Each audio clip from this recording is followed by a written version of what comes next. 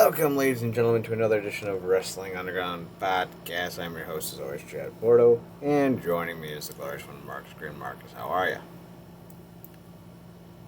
Good man. New vibe for the show. Getting away from that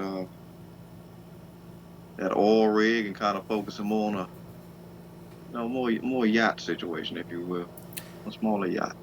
So, yes. Also, trying another new headset. We'll see how this goes. May not go well. It may go well. We'll have to listen to the playback. So if it sounds terrible, we'll never do it again. If it doesn't sound terrible, we're going forward. That being said, you are right. We are done covering WWE and AEW. It's the same story, same content, same wrestling matches. It's just gotten to a point where we need to do something different. And there's so much other content to talk about, and that's exactly what we're doing. Damn it. I'm hitting things. So with that, we're looking at Impact Wrestling, MLW, NWA, and non-major wrestling news because we have two Yeah, independent stories tonight as well. yeah, man. How dare we tell you to watch more wrestling and we won't even cover it? Right, we got to live up to our own expectations. So, if you're looking for any coverage on the CM Punk of it all, there's 1,000 different people covering the story. Go listen to them. It sucks that it ended this way, but also the company's being ran by a child with children in charge. So, like, what did you expect? Like, Uh, honestly, when you have petty children running the company, like this kind of stuff's gonna happen. So, let's talk about Scott D'Amore's promotion because it feels weird to say that, right? Feels genuinely weird to say Scott D'Amore's promotion, but that's what it is. After Billy Corrigan and Dixie and Jeff Jarrett and Jerry Jarrett and all the others, it's down to Scott D'Amore, and big things are coming this year. Starting with, of course, we have Victory Road coming this weekend from White Plains, New York, and Westchester County Center. The event will be at the West County Center in West Plains, New York. I think this place has been ran before with pro wrestling. I want to say so. We'll see. Yeah, it looks like it. It looks like they've done plenty of wrestling here. So it should be interesting to see how it pops out. It's like these are the type of venues I think really work for wrestling. These very intimate, stacked on venues. So I'm excited for it. We're gonna go through the card right now, and then Marcus, you and I will talk about it. Here's the 7 matches so far announced. I don't know if there's gonna be any more because this is an Impact Plus event, if I remember correctly, not a full-on pay-per-view. Yeah, it's Impact Plus and Impact Insiders on YouTube. So you have Trinity versus Alicia Edwards for the Knockouts title. Jordan Grace is returning to Impact after a significant hiatus to take on Deanna Prazo in what could be a very fun match, maybe even the main event. Leo Rush will defend his X Division title against Kushida. That's another main event contending match. The Rascals, Trey and Zachary wants to take on the Motor City Machine Guns, Alex Shelley and Chris Sabin. Shelley, of course, is the current world champion, and that's another main event contending match. Kenny King will defend his Impact Digital Media title against Tommy Dreamer. After Kenny King went after some of who did he beat up? Because Tommy was just talking about it. Johnny Swinger. He beat up Johnny yeah, Swinger. Jay Swinger. Yeah. And Tommy's all like, listen, man, that ain't cool. So we'll see how that goes. We also have Josh Alexander versus Steve Macklin, another main event potential match, as well as PCO Bully Ray, another main event potential match. So anyway, you slice it, man. There's potential here on a main event. Now, let's talk about what we think is going to happen. Marcus, Alicia versus Trinity. This is a big night for Alicia. I think this is her first major show Knockouts title match, if not her first Knockouts title match. And I think that's awesome. But we both know she's not going to win, unfortunately. Heart's always with Lish, man, but always rooting for her, man. She's had a interesting journey as Mrs. Edwards across the board, both as her husband's support system and as her own woman. Uh, we definitely dig on screen and everything that she does. But yeah, this is I'm not gonna say this is a tune-up match. I think she's very much earned this match, and glad to see her get it like you. Um, I think this is a good time because we just got through talking about going through that great list you put together about impacts. Ranking the superstars come through Impact. Hmm. Um, they have a great history of women who traditionally wouldn't initially come off as looking like they beat anything, and then these women showing improve like Christy Hemmington, Terrell, uh, Brooke Adams, just to name a few. So yeah, I think this is the perfect opportunity for Lish to show up and show out. And I think Trinity is a great dance partner because she'll definitely sell for her. She's not a stingy dance partner. So I'm looking forward to seeing what they're gonna do. But this is the trend train is going strong. This she's not getting knocked off by Lil Lish. But I'm looking forward to seeing what the tiny Titan can bring. I think if Trinity does get knocked off, Trinity spoke very highly of being an Impact, talking about how it's a collaborative effort. She feels very listened to. It doesn't feel like Trinity's looking for the next way out. Now, we know that her best friend or one of her close friends in wrestling, Sasha Banks, Mercedes Moné, may be off to AEW when she's healthy. So, like, that could also open up the avenue for Trinity to leave as well. But the juggernaut, Jordan Grace, is back in Impact. Granted, we don't know for how long. Hopefully for a while. And if that's the situation, then maybe Trinity stays long term as well. We'll see. But I don't think Trinity loses the belt before Bound for Glory, and if she does, she loses it to Jordan Grace, not Lish. As much as I love Lish, I Yeah. think the Knockouts could use a smaller secondary title, like a TV title, for people like Lish. These are my Mm, thoughts. mm. I'd like to see it. Speaking of women, Parazzo and the Juggernaut Jordan Grace tie up in what I think could end up being the main event of the show. Grace's return is being hyped up as a big deal.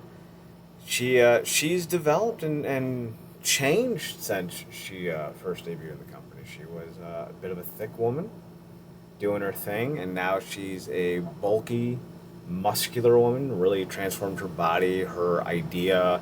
She looks like $1 billion. She is, she's one of those names and people I look at in wrestling who could be the face of an industry. So like this is a very good thing for the Impact to get her back, and her feud with Diana is one of the best female feuds going. I'm very excited about this. I'm very happy to see how this plays out, and I'm looking forward to it. But I think Jordan gets the win. Finally unthrones Deanna Purrazzo. Marcus, how are we feeling about this? Yeah, I was just thinking it's weird, such a weirdo. Like you walk in on Jordan and Jonathan, instead of making out or something else, they having a pose off.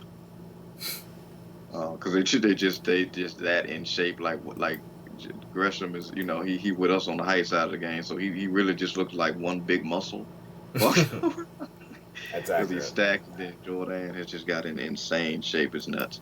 But yeah, man, they should absolutely make this the main event. 'Cause they've also done a great job. We're gonna get to the rest of the matches, but they've done a great job at keeping all the title scenes relevant and budgeting. Like feel every title scene is competitive and and consistent contention for and all that stuff. And you know putting rightfully putting it on Alex Shelley. They've also done a good job at keeping him relevant, but also not necessarily making him constantly got to be in a main event and everything. He still feels relevant and a great world champion, but also, sliding in these tag situations, obviously with his, as a part of the guns and maintaining that momentum as well. So I think this is a great opportunity yet again, continue that impact tradition of letting the women main event, rightfully so, because they can deliver.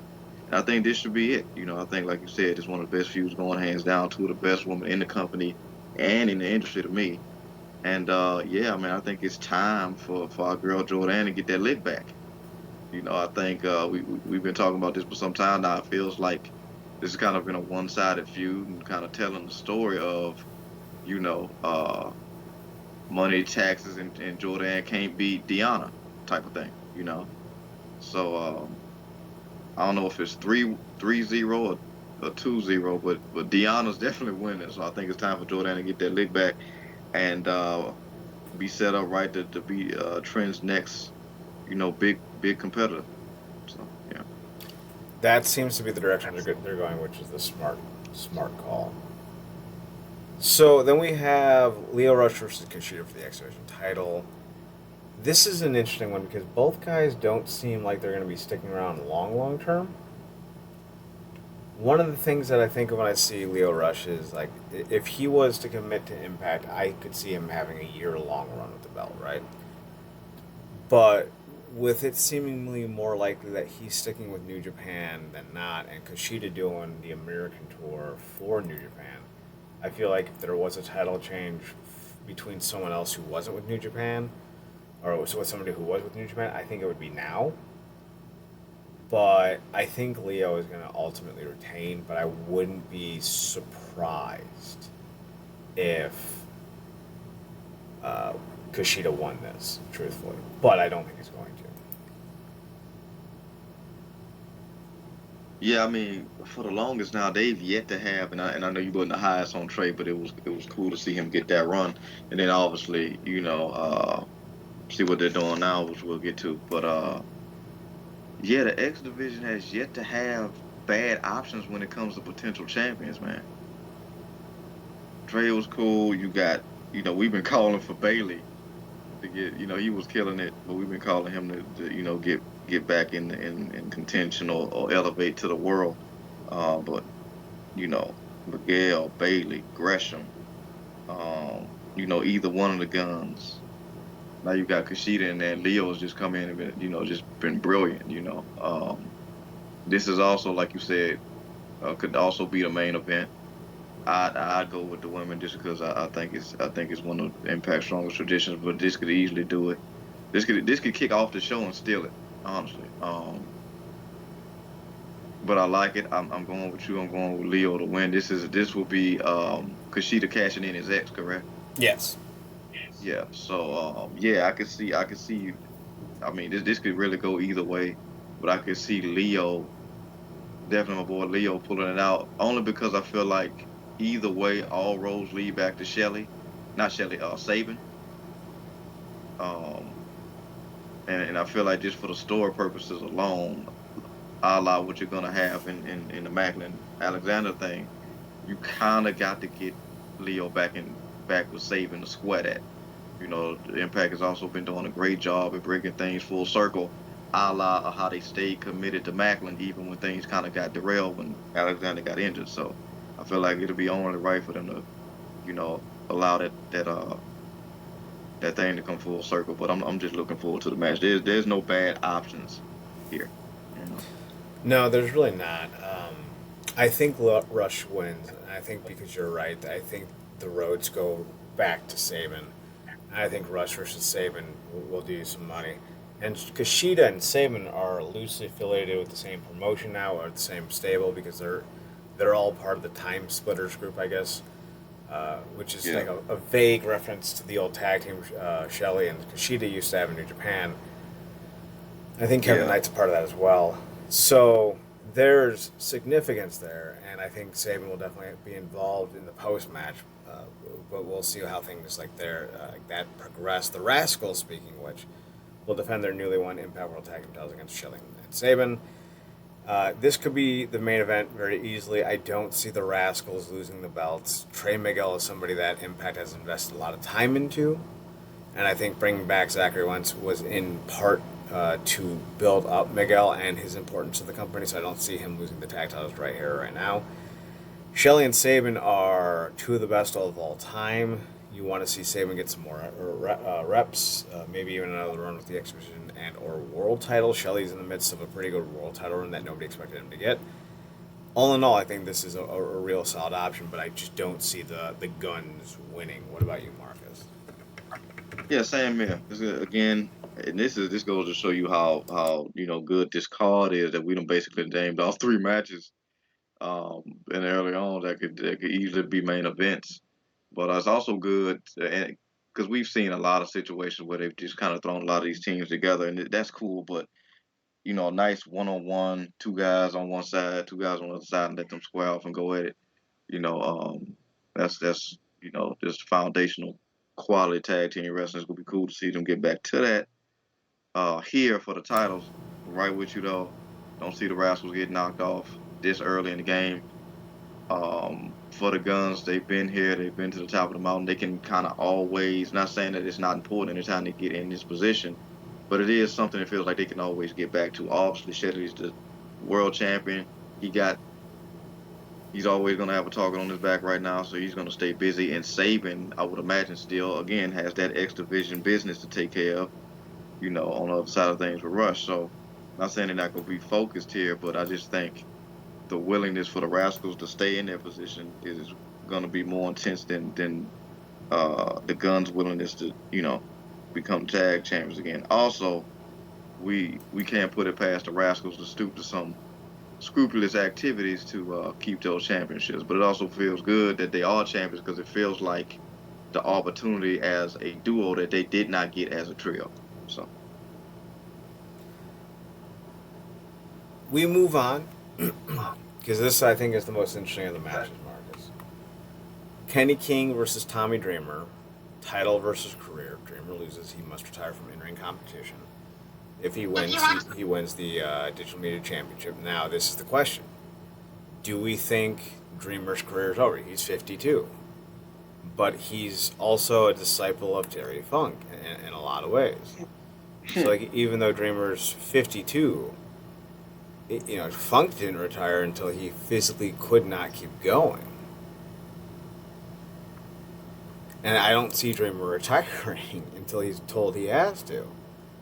So I think Dreamer wins this, and I think he wins his first ever title in Impact Wrestling, and I think it actually would be a big deal, especially for a title like the Digital Media Championship that needs a lot of help to be legitimized. Now, Joe Hendry did a lot to really run that belt up.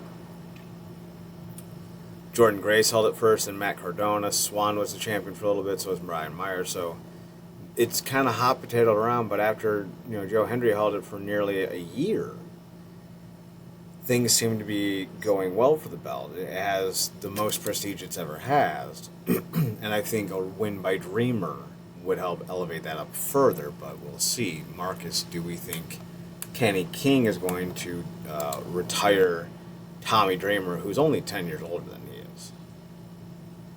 wow, that's interesting. Yeah, Kenny King's 42. Put that on the tail of the tape. That was interesting because essentially, aside from the actual stipulation, it is like a regular singles match with no other stip, correct? Correct. So technically, because I think I'm on the opposite end, I think it's better on Kenny than it will be on Dreamer. But I think definitely would be an interesting thing to do with Dreamer. But I just like it with Kenny more because I feel like he kind of thrives in the position he's in with it. Because that character, is best when he's bragging, but it kind of curtails a lot of his swag, if you will, when he doesn't necessarily have anything to brag on and he's taking L's. So I could very well see a situation of Kenny like, the OG can have the win, but he can't have the title, if you know what I'm saying. Mm-hmm. Mm-hmm. Get a and easily, please both sides with a DQ finish, and like get out of here, old man. I'm not doing this with you. But you're not taking this title off me either. You can keep your career, just stay out of my business and that whole deal. So we'll see. Speaking of we'll see, Josh Alexander's taking on Steve Macklin singles match. This is Alexander's, I think, his first singles match since being back. Same with Macklin. Yeah, because his first match back was the multiverse. Yeah, the multi-man, the 12-man tag or whatever it was. Yeah. And this is Macklin's first match back, if I remember correctly. So this is going to be huge. It's not going to be, will CM Punk show up at Bound for Glory huge, but it's pretty big. How flipped over the table will be if that happened, Jesus. Yeah, that'd be ridiculous. That being said, with Macklin and Alexander, I think the winner here goes to Bound for Glory in October. I think that's kind of the direction they're going, and I think it's going to be Alexander. Mostly because Macklin only really won the belt because nobody else had it. Nobody else, was there. They had like him and Kushida and a few other guys who weren't involved in world title pictures, and they went with Macklin. I don't see Macklin ever winning the belt again, but I do see Alexander winning the belt again. So I think Alexander's going to win. What about you? Again, man, great minds. Look, I don't look. This is to quote the good old JR. I think this could be a slobber knock. I think this could potentially set up because we are way of what? No, we ain't a ways off from Bound for Glory, but we got some time. I think this could, because this done gone on too long for them to just get this off in one thing. I can see this, you know, going the distance, having a great thing here, but Macklin not being done, and then them squaring it away on a impact leading up or impact later this month. Because one thing they've also shown is that they don't have any qualms about putting a pay-per-view match and letting the guys have it on an impact show. They've been doing that all year. Seems like for the last however many years. Look at all the Mike Bailey matches if you don't believe us. But and Alexander's too. So yeah, I think this definitely gonna be a slobber knocker. This I was seeing somebody on Twitter say they thought this would go all the way for Bound for Glory, but I'm like they can't really not pull this trigger at this point because this actually should have been happening. They probably should be on a second match by now.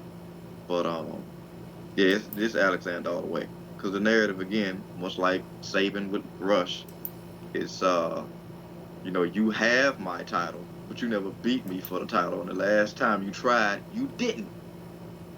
So, in Alexander's mind, he's just a match away from winning it because it's like Shelley couldn't beat him the last time they faced off. So that's the narrative going there. But Macklin's been impressive.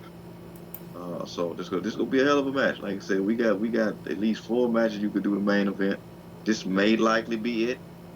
If they don't do the women, so we'll see. But yeah, this gonna be a hell of a bout right here.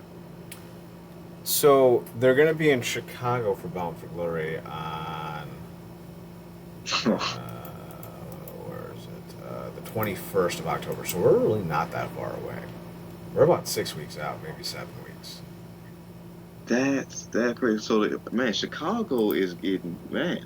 Chicago is the belle of the ball. Right. Obviously, we know what AEW's doing with them. You just said they gonna be in Chicago. Obviously, Impact's been running Chicago heavy, and the upcoming WWE pay-per-view is in Chicago. So Yeah, Survivor Series, right? yeah, Survivor Series in Chicago. I'm like they are getting everything right now. So, but that again shows you Chicago's one of the best wrestling towns that on the map. So more power to them, man. The city's getting a lot of attention now. But yeah. You're not wrong, Marcus. You are not wrong. So with that said, let's try to see it. So the same place Emergence 2022 ran their show at is where Bound for Glory 2023 is going to be at.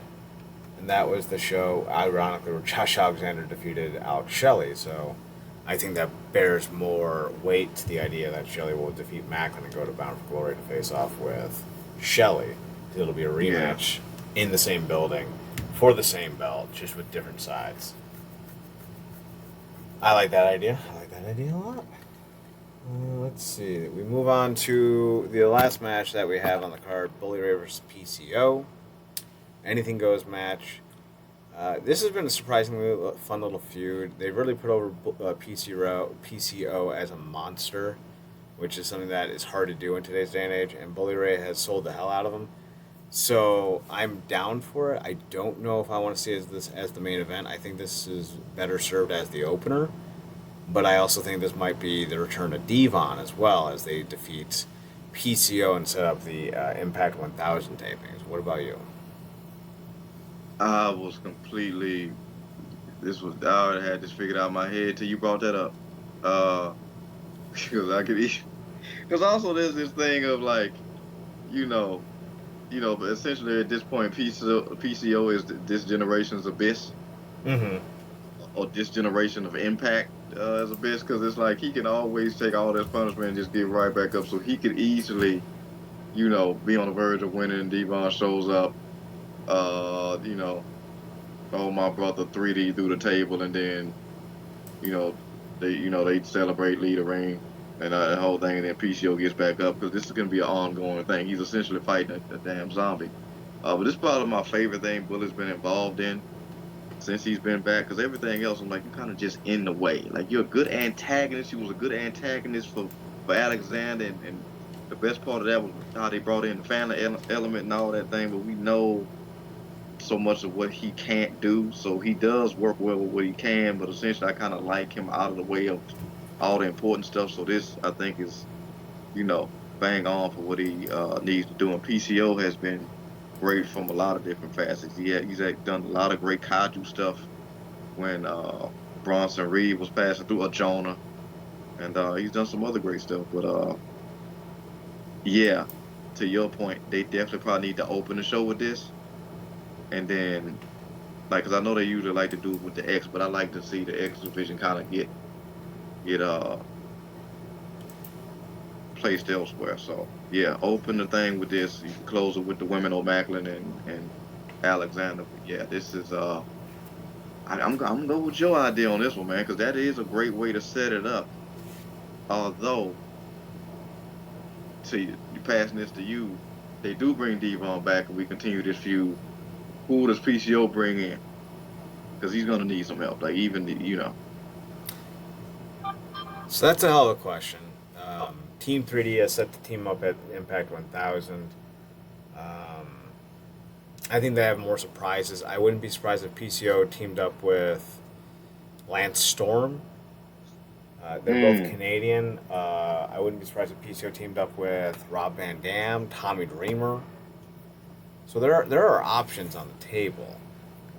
It could also be one of those situations where maybe Team 3 takes on AMW and PCO interferes. We'll see how that all plays out. I think there's a lot of potential there and a lot of opportunity there. We'll just have to see if it's something that can work long term. So with that said, we have some more names announced for Impact 1000. Shark Boy's coming back. I oh, dig that. Shell, yeah. Give me some clam juice. So we let's see. we was just talking about the kid, man. So that's great. Right? We also have AMW is returning as well, which makes me a very happy boy. Oh yes. Big fan of that. We know that Gail Kim and Awesome Kong. My idea was that they would be in a singles match that would turn into a tag match, where it was either Kong or Kim, and then the other would run down to save them from a beatdown, and thus your tag team match. Now we have a very different scenario that I'm very excited about. On one side, you have Trinity, Jordan Grace, Awesome Kong, Gail Kim, and a mystery partner. So that's 5 women taking on Angela Love, Savannah Evans, Deanna Parazzo, Giselle Shaw, and a mystery partner. Not Velvet Sky. She's going to be a part of the match as a valet. We also know that Raisha Shaid is returning as well. And while it hasn't been outright stated that it was cheerleader Melissa, it is at least being hinted at that it is cheerleader Melissa who played the role of Raisha Shaid during her time in Impact, because they're using a photo of cheerleader Melissa as Raisha Shaid. So we know that that's happening. Let's see, anything else about this match that we know about? So here's what we have so far. We have the Impact World Title match. It's going to be Shelley versus Trey Miguel. We have the Ultimate X match, but no participants have been announced. Feast or Fired match, but no participants have been announced. Courtney Rush has already said that she wants to be a part of this match. So I say let her. Frankie Kazarian and Tracy Brooks will take on Eddie and Alicia in a mixed tag match. We already talked about the multi-woman tag match as well. Jake Something will take on Dirty Dango. And AMW and Shark Bar are scheduled to appear as well. So this is becoming a very packed show, and I don't know with 2 hours how much you can fit on. Part of me wishes that you had done a 3-hour special so you could have had more to do, but I know they're putting in a lot of money into the company this year to try to have a big 2024. So I'm not mad. Excuse me. have the hiccups. So I'm not mad that they're doing it this way. Just all things being even, it would have been nice to see. Yeah, yeah, I'm right there with you, man. Because for as many times as this company reported it was supposed to be dead, a thousand episodes is like, you know, everything. Like the freaking gold star in a Mario game, that whole deal. It's it truly is a feat, man. Because this was not for a while that this was 1,000 episodes was more than a pipe dream. So um, like you, I could definitely they could definitely do a 3 hour special. But I wonder if that is kind of in the back of some people's minds, specifically Scott Demore, and they're just gonna spread it out. Obviously, do the 2 hour, their regular timed show, and then kind of spread it out. Do some unique specials across all the social media platforms. Also, upload some stuff that we didn't get to the YouTube channel, Twitter. They're always doing something on Facebook and kind of spread it out across there, and then make some stuff obviously exclusive to the website for I guess the Impact insiders, if you will, to get some extra, maybe some sit down interviews, some where are they nows type of deals, so they could definitely do spread it across like that to make it feel more, I guess, immersive, if you will, for the fans that's locked in with the company. They could also do maybe squeeze. I don't know. They don't do the one night onlys no more, do they? No, No, the no. Impact Plus events are the new one night onlys. Gotcha. Yeah. So yeah, maybe they'll do something like that. But I am looking forward to seeing if some surprises that we didn't have announced, and definitely some pop up surprises on some of those backstage interviews. I don't know if it was left up to you and me to pick something to bring back one good time. It'll be probably like a spin cycle, but I probably want Borash back for that. Uh, I would but love a yeah, spin cycle. it would be because spin cycle would be great. But for it to be a spin cycle, it's got to include um, Jay Lethal heckling them from the crowd. Otherwise, there's no point in doing it. Oh man. So I'm excited about this.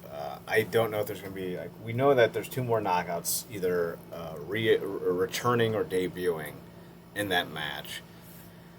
And I got to imagine the Ultimate X match is going to have some guys, and who knows what the Feast or Fired match looks like. Now, here's the thing: we talked about Kenny King. This might be Kenny King's end of the company. He might decide that his contract's coming up. Maybe he's the guy that they're building Feast or Fired for, because they've already said they're not firing anyone. But if guys don't want to renew their deals, I wouldn't be surprised if we saw them leave via Feast or Fired, so we could see something there. This is going to be an interesting show, and I'm really excited about it. I wish we were going to be able to get more out of it time-wise, and with some of the other names, like, maybe we'll get AJ Styles or Samoa Joe doing a video or something like that, but, for right now, it is what it is. So, with that, let's switch gears and move to MLW. They had a pretty big event this weekend. They had their Fury Road event. Let's see. I think they taped some of it for TV. Let's see what the FT stands for. FT stands for the match was taped for a future broadcast of Fusion. So we'll just look at the actual main event stuff. Ricky Shane Page defeated Jacob Fatu for the National Openweight Championship. Jacob Fatu loses a Weapons of Mass Destruction match to Shane Page. Shane Page is also already part of the MLW Tag Team Champions as well. So clearly they're building up the former Deathmatch King to have a little bit of significance here. He's also managed by Raven, so people don't know that. Becca, one of the she's kind of known as MLW's pop star. She defeated Maki Ito, the sweet, cute flipper offer. Uh, so Becca's now the number one contender for the MLW Women's Featherweight Champion, who I think is currently held by Delmi Exum. Who's currently, yeah, Delmi Exo, not Exum, Exo. I was thinking of Dante Exum, former Utah Jazz guard. In a no holds barred kiss my foot match, Matt Cardona defeated Mance Warner with Mr. Saint Laurent. Ichiban defeated Tracy Williams in a singles match. Kushida defeated Tony Deppen in a singles match. And in a match with Willie Mack, he lost to MLW World Heavyweight Champion Alex Kane to retain the title. I would recommend everyone check those matches out. It was a pretty good show. Kane would later go on to be asked about the locker room with MLW and the culture within it, and Alex Kane spoke highly of it, saying definitely the locker room culture has always been cool at MLW, but in the last 6 or 7 months it's been kind of like off. As the face of the company, the locker room leader, I like to think a great show starts in the locker room, try to foster an environment where we can all talk to each other, we can be cool or whatever. He goes on to say, we all cheer each other on, give each other advice and stuff like that. I feel just like having that kind of locker room culture is going to take us to the next level, because if every single match from top to the bottom of the card is on the same page, we're here tonight. We're here to put on the best show possible. We'll tell the best stories, get over and all that other stuff. If we're all on one accord and we have the same mindset, I feel like the sky is the limit, but everybody has their egos or whatever. This is a business. Your time sometimes is up. So suppose people don't understand that aspect of it, we could definitely tank and destroy everything. So as the face of the company, my big job is fostering a positive locker room. And it does seem like he's doing that. He's definitely a big component for the future of MLW. No Alexander Hammerstone, though. That is a little interesting. Don't know if he's sticking around or if he's moving on. If he moves on and he heads to, say, Impact Wrestling, I wouldn't mind that whatsoever. Let's see. Was there any Alexander Hammerstone? Doesn't look like it. And with JO Fatu losing, it might be that they're moving on from them as well. Yeah, Alexander Hammerstone was not involved at all in the card for this weekend. So we'll see what happens if Hammerstone and JO Fatu are on their way out, because you don't lose the belt that quickly if you're Fatu, if you're not on the way out. Marcus, any thoughts on Fatu and maybe Hammerstone popping up in, say, Impact? Would that be something you'd like to see? Yeah, man. Look, more credible names, the better. I know certain stuff around Fatu has been shaky on certain instances, but he is a great talent. Um, like I said, it looked like he like almost damn near feels like the spitting image of Umaga. Uh, when I first saw him, and you know, you've always sung the praises of Hammerstone. So, he kind of almost reminds me in some ways in build-esque fashion like Jake something. Like he's absolutely like ripped. Like I saw him seeing some pictures of him. Like he looks like he just eats, sleeps, and works out. Mm-hmm. But so yeah, man. I mean, more top names like that, the better. But it is good to hear about the dynamic of the locker room and the reputation that MLW is built. Like I said, you could tell a lot about a company by the names they get to pass through there. And MLW is, and Impact have had, the Willie Macks, the Leo Rushes, and a lot of other names that have passed through because it's good culture at both companies. So that's good to hear, cool to see, and this looks like it was a good card. So, but yeah, man, looking forward to seeing whoever rolls through. Like I said, I think leaving some room to be pleasantly surprised by the 1,000 episode, because while obviously you want to play on a lot of the historical things and the history of the company, you also want to bring in some new. You got to keep it a healthy mix, because you can't always rely on what's been, because we don't need a bunch of people coming back and having a like a lesser able-bodied version of the main event mafia, that whole deal. So yeah. So the MLW locker room seems to be like a evolving organism at times. Guys come and go. One of them that seems to be leaving the new environment that Alex Kane is fostering, and I love Alex Kane. I think he's wonderful. And Marcus, I think he'd be a very big proponent of him as well if you watch more MLW. But one of the names leaving is Calvin Tankman. He had a big debut. He had a short tag team title run with EJ and Duca. But when Induka left, apparently for a WWE contract, it seemed like Calvin Tankman was listless. But as of August 26th, Calvin Tankman is a free agent. He goes on to say that he's officially a free agent. I'd like to thank Court Bauer and everyone involved with MLW for giving me the opportunity to learn and grow as a performer over the last 3 years. And he's another guy I think would do really well in Impact. I think he's the perfect guy. If you're thinking of like things to do with Rich Swann long term, I think Swann would be the perfect complement for Tankman, because Tankman's not tall, but he's thick, and he could be the perfect accoutrement in a big man, little man tag team. And with Swann and like other guys like Moose really kind of rudderless right now, I think someone like Tankman could really bring them together in a very unique package. As long as you give Moose someone that I think could come in and tag with. So we'll see what happens there. As far as returning talent goes, Selena De Laurentiis has returned to MLW. She was a manager for a while. And she apparently has been wrapped up into the storyline with Cesar Duran, the former El Jefe from Lucha Underground, and his alleged disappearance from the promotion. She was with the company for a long time, from like 2018 or so to 2021. Yeah, that's what it says.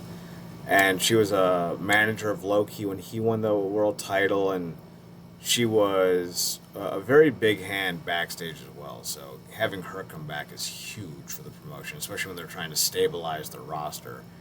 But they're not going to be alone for long, because the Psycho Grandpa himself, Minoru Suzuki, is coming to MLW Slaughterhouse on October 14th.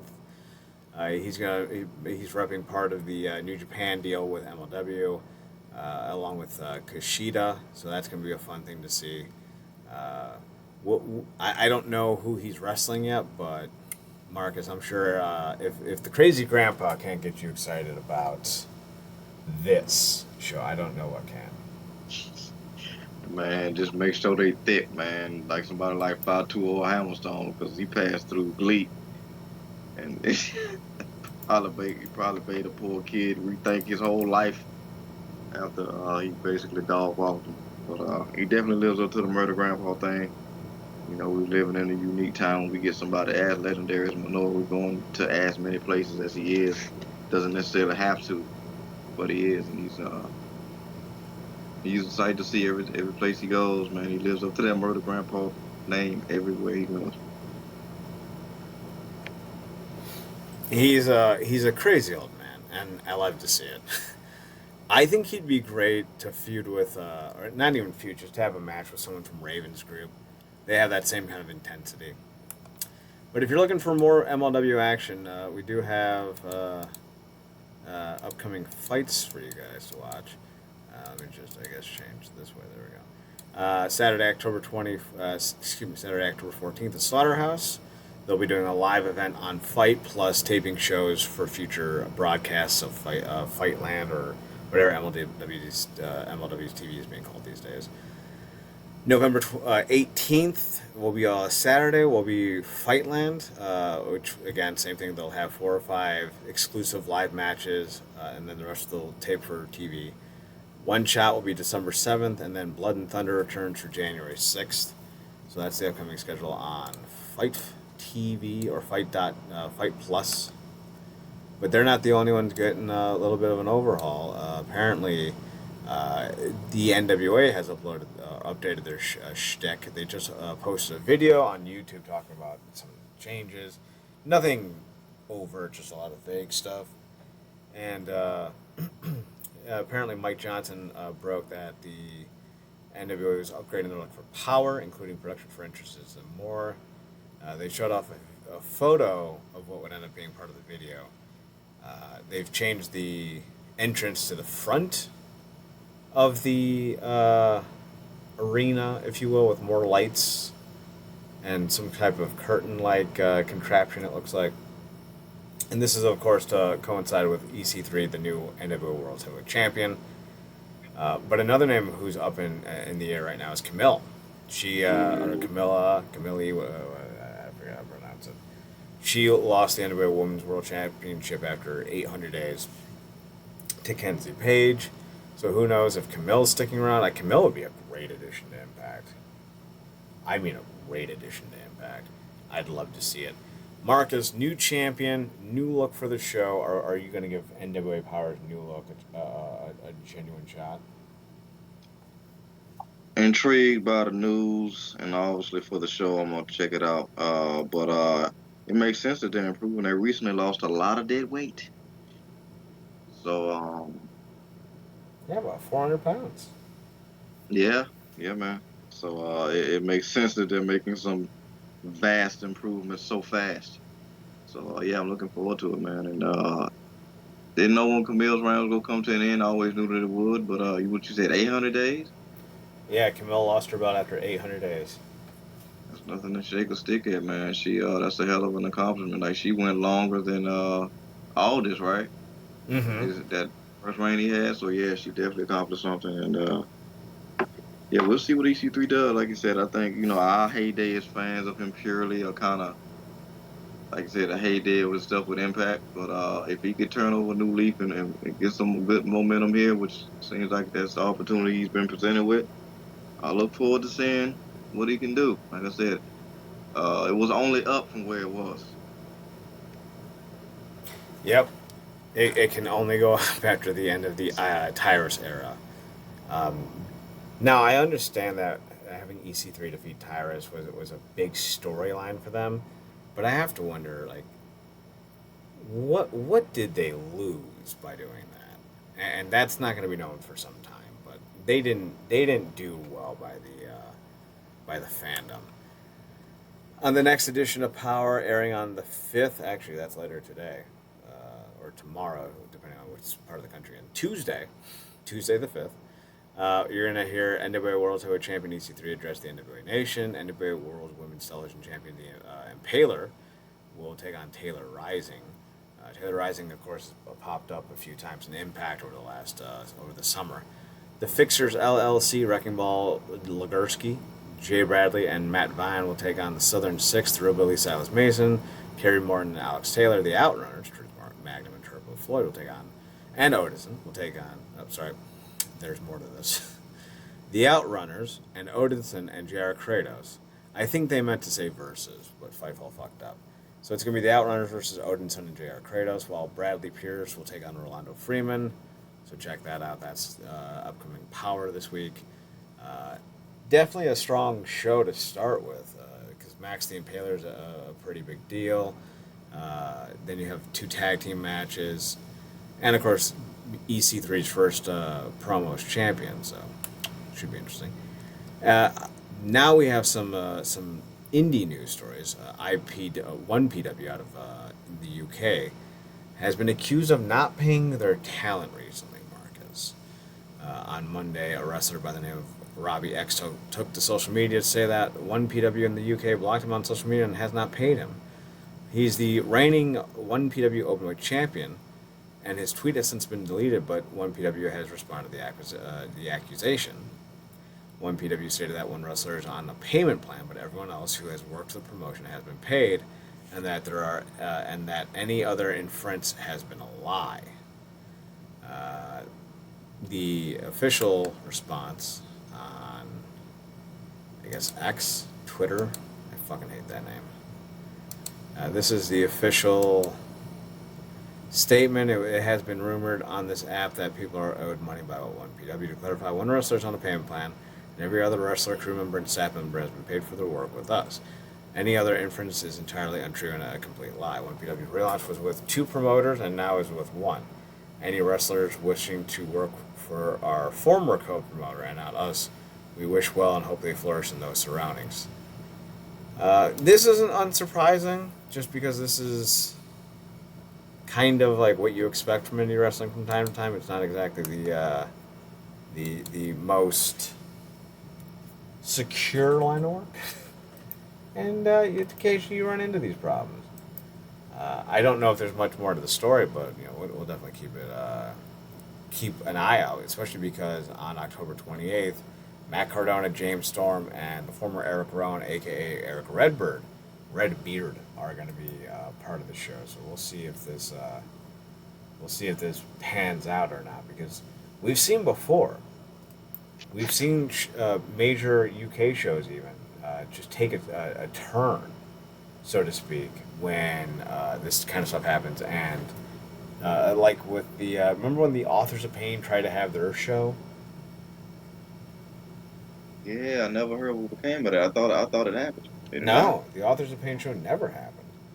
And I truly think, if I remember correctly, I think the Authors of Pain ended up not even giving back refunds to anything. So we've seen before these kinds of situations develop. So we'll have to keep an eye out on this one, because it could be a very interesting story, assuming there's anything more to it.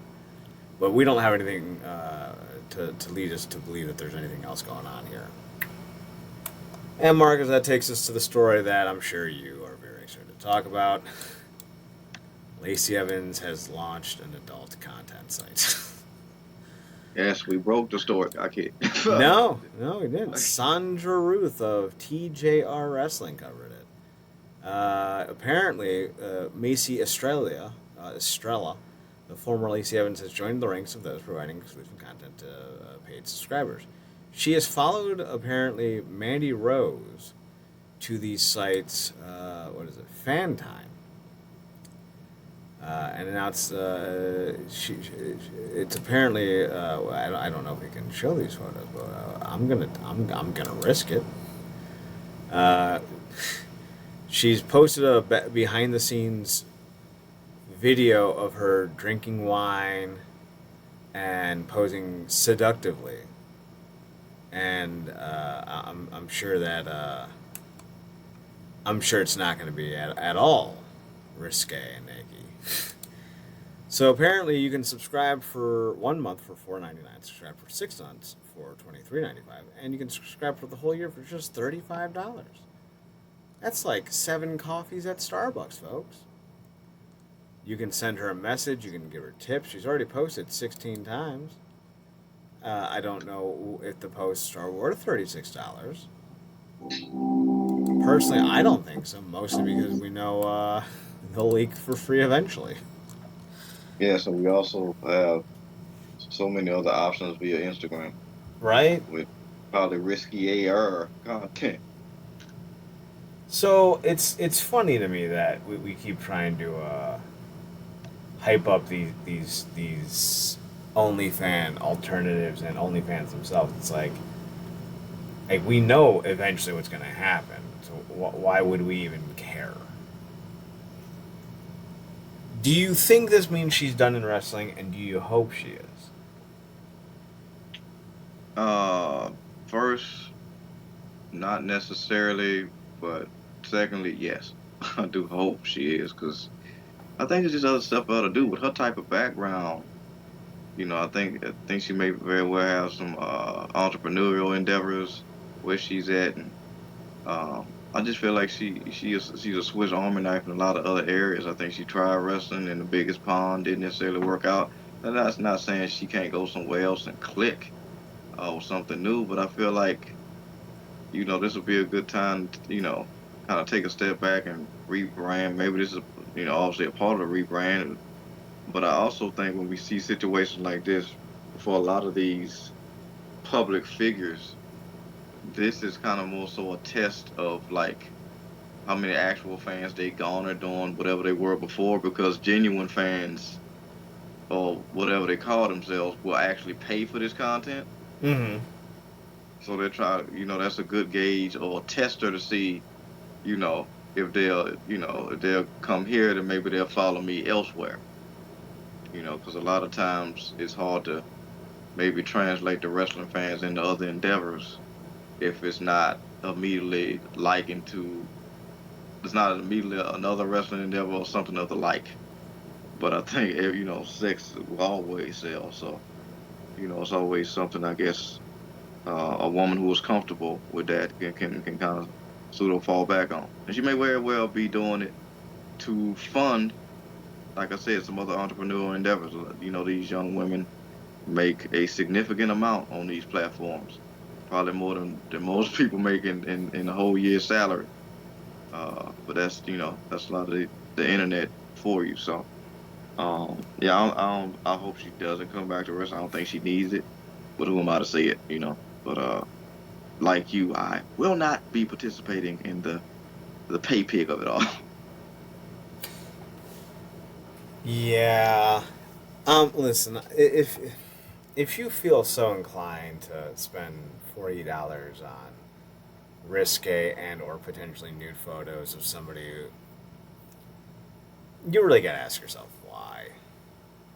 Like, have you never seen boobs before? Sincerely. As far as Lacey Evans goes, as an in-ring competitor, I do think with the right person helping her out, she can be good. Cause she's got a great look. You know, she got that built-in marineness about her, and you know, like pairing her up with Steve Macklin, maybe finding some other military guys like what was his name, Chris Melendez with the one leg. I think Crimson, although that's a headache waiting to happen, was ex-military as well. So there are avenues that you can go to make a group like that. I don't know if it's really worth the headache to go and invest time with Macy Estrella. And to be fair, it's not like Mandy Evans or Lacey Evans or Mandy Rose, whatever her name is, has had any desires to come back to wrestling either. So clearly there's significant money in this. For how Yeah, long, that's anyone's guess at the moment. So we'll have to wait and see what happens with it going down the road. So, Mark, is any other points of contention, news or notes or observations you want to mention before we call it a night? wow, that's about it. That Victory Road show is that this weekend, if I'm Yeah, correct. it's Friday. Very much looking forward to that. So that's gonna be good ahead of the 999th episode of Impact. Yup. That'll, that's gonna follow that. So they lining this stuff up pretty good, man. Looking forward to that, and obviously all the other stuff that's left in the week with wrestling.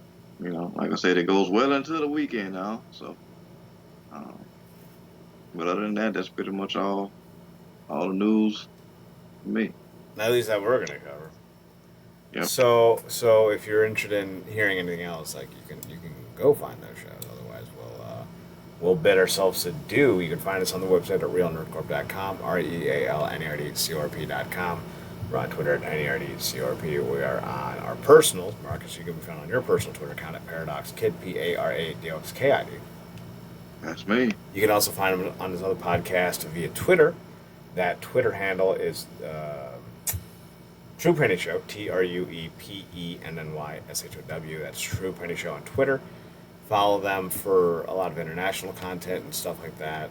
I'm sure they'll talk some more about more major events as well. So enjoy that.